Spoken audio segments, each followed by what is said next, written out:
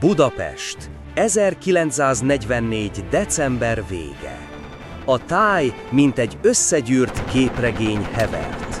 Budapest, az osztrák-magyar monarchia égköve, a századfordulós szecessziós tarka álom mind odaveszett. Már csak itt-ott a szőnyegbombázással nem sújtott területek fénylettek. Visszasuttogták a sebhelyes Budapest egykori fényét. Törmelék az utakon és a kisebb utcákban is. Szürkén sikítanak a leomlott házak.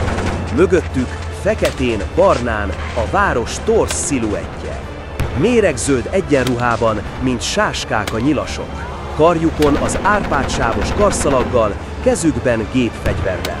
Teljesen elütöttek a fakó háttértől. Az év, amikor a Duna befagyott. A hó alatt fekete cipők, a rakparton vér és jég. A város nem lélegzett többé, csak gőzölgött, mint egy kimerült ló, akit túlhajtottak.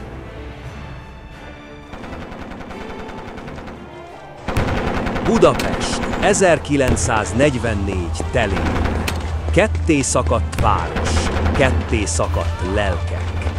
A németek még parancsoltak, a nyilasok még hitték, hogy a hűség erény. Az oroszok már a külvárosban voltak, a templomokban már nem imádkoztak, csak bujkáltak. Akkoriban mást jelentett magyarnak lenni. A város már nem lélegzett, csak füstölt. A Dunaparton a jég alatt cipők meredtek, mint megfagyott imák. Pista, Miki és Ferkó, 20-as éveik elején járó, élénk kékszemű, szőkehajú svábfiúk voltak. Szálasi és Kunpáter szavaitól megrészegülve a hűség és a félelem határán éltek. Serényen húzták a ravast, és minden csattanással újraírólott bennük a pokol. A városban már nem volt különbség hó és hamu között. Vidéken a szovjet katonák dézsmálták a kamrákat.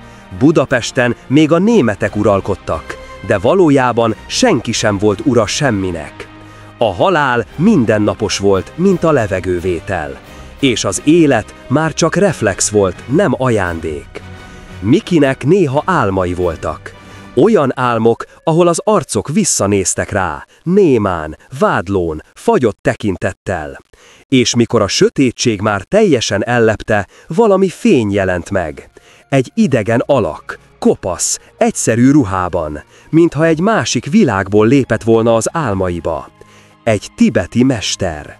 Miki soha életében nem látott tibeti szerzetest, csak könyvekben olvasott róla, ha egyáltalán.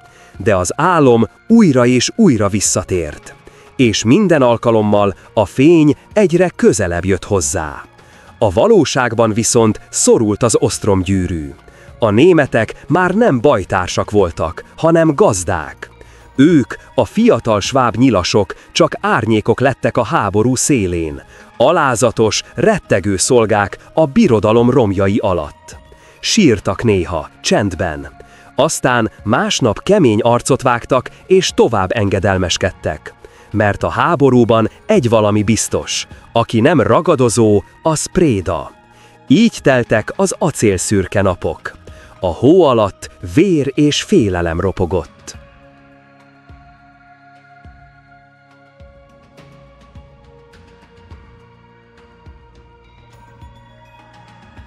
Nyekergő, recsegő vaságyakon még húzták a lóbőrt a nyilas keretlegények.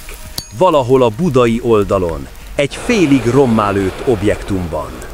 Az épület fala megrepedezett. Minden tégla magába szívta már a félelmet és a puskaport. A csövekben csöpögött a víz, a nedves vakolatból savanyú penészszag áradt, mint egy élő beteg testből.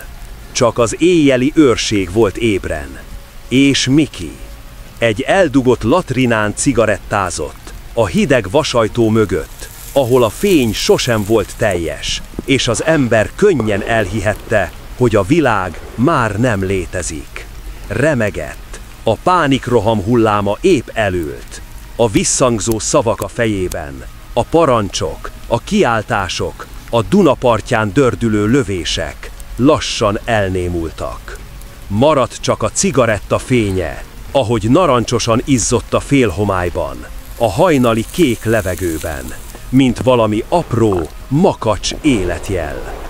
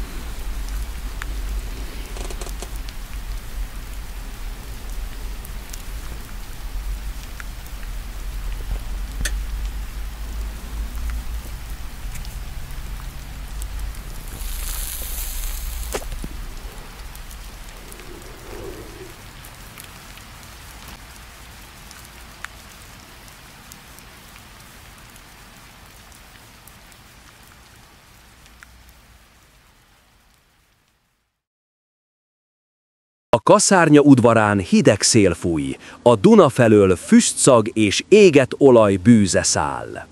Ketten várnak Mikire, Ferkó és Pista, bakancsban, fegyverrel a vállukon. Miki lassan kilép az épületből, a zubbonyát még gombolja. A hó szürke a koromtól. Messziről a pesti oldalról tompa lövések hallatszódnak. A szovjet sereg közeledik. Hát te hol a fenébe voltál, Miki? Már azt hittük, átszöktél az oroszokhoz. A Klotyon. Na, az is jobb hely, mint itt kint. Hallottad? A parancsnokság minden embert felvezényel a várba. A németek azt mondják, Budapestet tartani kell, még a Führer másként nem parancsol. A Führer már nem parancsol nekem semmit többé. Elegem van. Ez a helyzet beteg és mentetetlen.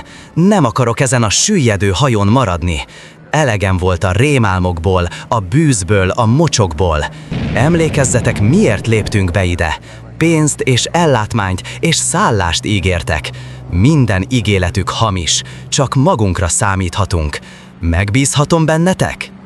Vigyázz a szádra, Miki! Mit beszélsz? Ezekben az időkben egy rossz mondatért fejbelőnek, eltesznek láb alól minket. Izáj Pista, a fiú csak fáradt. Mind fáradtak vagyunk. Rend! Ott is ugyanaz lesz. Romok, vér, parancsok, amiket senki nem ért. Nyomor, tömeg, halál. Van egy tervem, mindent kigondoltam. Mikor indulunk? Nézd, Miki! Mind tudjuk, hogy ez már nem a háború. Ez csak kitartás. Amíg lehet. Kitartás? Nem, ez már csak félelem, Pista. Mindenki fél. A német a vezérétől, a nyilas a némettől, az orosz meg Istentől. És mi, a három senki, mindentől. Azt mondják, a várban még van pálinka. Meg talán rádió. Hallottam valamit, hogy Németországban csodafegyvereket vetnek be. Vérrakéták, sugárhajtású repülők. Csodafegyver? Miről beszéltek? Ez a háború elveszett, és minket is jól belerángattak, jó mélyen. Ki kell belőle keverednünk, el kell szöknünk bűneink terhével. Külföldre, itthon nem biztonságos már nekünk sem. Az egyetlen csoda az lenne, ha reggelre nem fagynánk meg. Jöttök vagy sem? Ti tényleg a várban akartok meghalni? A vörös túlerővel szemben? Még előttünk van az élet.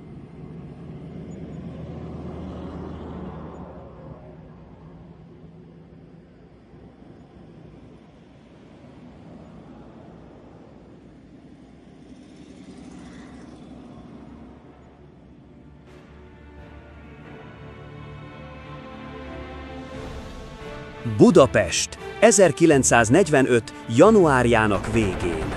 A város már nem is város, csak rom és füst és hó, mintha a tél is szégyelné magát. A rádiók recsegnek, de nem szólnak. A parancsok üresek.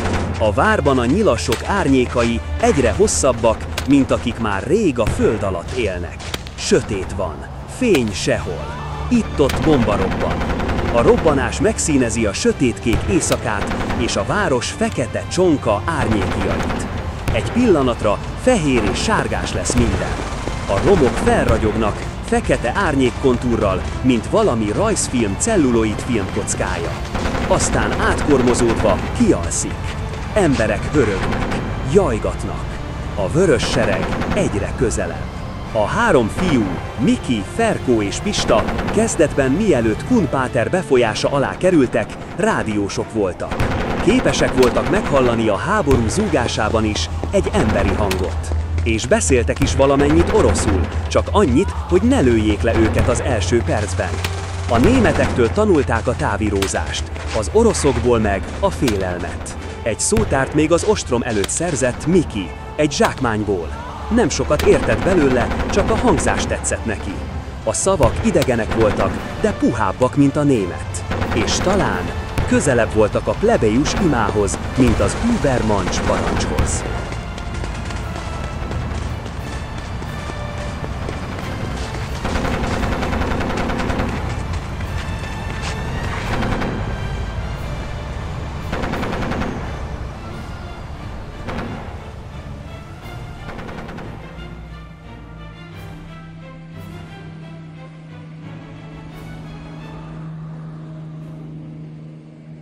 A három fiú, a három kiábrándult árva, egy eldugott zugban ültek. Mind a hárman egy repülőgép térképét nézték, körzővel számolgattak. Kint nagy volt a felfordulás, senki nem foglalkozott velük. Néha lövések és egy robbanás hallatszott, de ehhez már hozzá voltak szokva. A körző lépkedett a térképen. Buda, Debrecen, Don, Mongólia, Tibet. Őrültség. Ez több 1000 kilométer, Miki. Aki most marad, az nem fog eljutni sehova. A repülő még megvan. A német őrök a borospincében vannak. Ha eljutunk a reptérre és beindítjuk, talán Kína felé. Vagy a Holdra! Ha-ha! És az éjszaka leple alatt, mikor a Várhegy felett füstként gomolygott a mennyország, a három fiú ellopott egy kulcsot, egy fegyvert és egy orosz szótárt. A repülőt a Mátyásföldi reptéren találták meg. Egy szovjet Iljushin, félszárnyán ott a vörös csillag. Az égő olajtól feketére égett hóban állt, mint egy sértett madár. Ez tényleg repülni fog? Ha nem, akkor is szebben zuhanunk, mint akik lent maradnak. Nem volt idő imádkozni. Azt se tudták, ki mit nyom meg, mit teker el. A kerozin a hordókban félig fagyott, de ők mégis betöltötték, kannáról kannára, kézzel. Miki az orosz szótárból olvassa. Startovat, felszállni. A következő panelen a gép berrekni kezd. A levegő vibrál.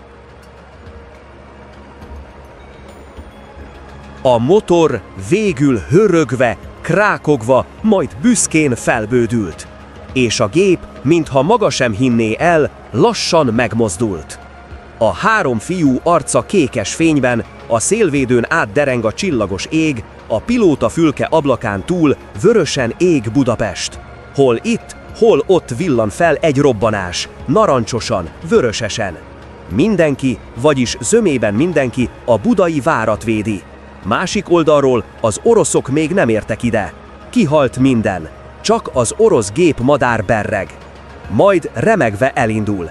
Beállítják a menet iránymok megfelelően. Úgy, ahogy megbeszélték korábban, Miki kormányoz, mert neki van tapasztalata mezőgazdasági, permetező repülőgép vezetésében. Pista nézi a térképet, és Ferkó ül Miki mellett térképpel és a műszerekkel. Nem sokat tudtak gyakorolni, rögtönöznek. Az életüket kockáztatva. De vagy ez, vagy a további rémálmok, a mocsok, a vér és a vesztes háború, és a felelősségre vonás.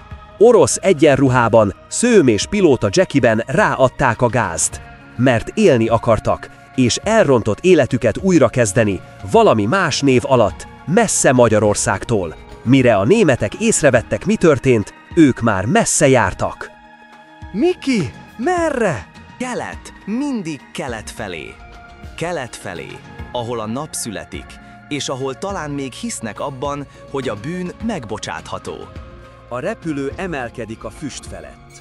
Lent a város fekete, hamusszürke, sárgán égő ablakokkal. Fent kék ég, és a szótár egy oldala lebeg a szélben, rajta a szó Mir, béke.